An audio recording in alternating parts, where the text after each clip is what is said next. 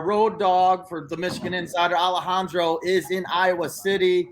It looked like a crazy atmosphere down there, Alejandro. Obviously you had the emotional where everyone does the wave there in the first half. That's always a great moment. You said you mentioned some pink. We saw it on television. Tell us how the game was in Iowa City.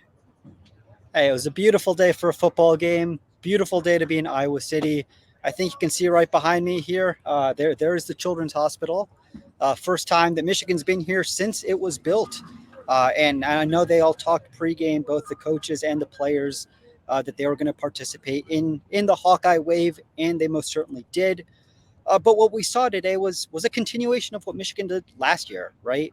Last year when they went on the road to Wisconsin, they jumped around.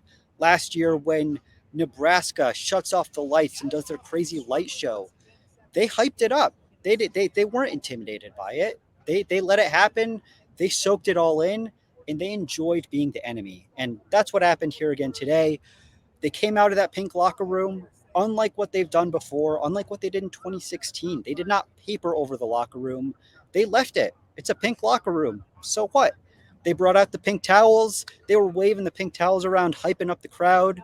And then, Sam, as you mentioned, they got the ball in the opening drive, and they made their plays count. I thought this game was why Olu Oluwatimi is so important, because you have a quarterback making a sophomore quarterback making his first start on the road. This is a place where top 5 teams go to die, as Jim Harbaugh said. And here you have Oluwatimi calling out protections, reading the linebacker level, and on top of that, playing a great game. He and the interior of the offensive line set the tone early, let Michigan go up 7-0. They were soon after that up 10-0, and it just felt like if you're up 2 scores on Iowa, you can play your own game, right? There were very few situations here where Michigan allowed themselves to be backed up. They did not, until later in the second half, have to punt out of their end zone. They were not in second and third and long situations for the most part. And when you have that sort of even playing field, that's where Michigan's talent, its superiority on the offensive line, and its skill position players, your Blake Corum, your Donovan Edwards, your J.J. McCarthy, who Jim Harbaugh called a younger version of himself, and better version for that matter, those all came through.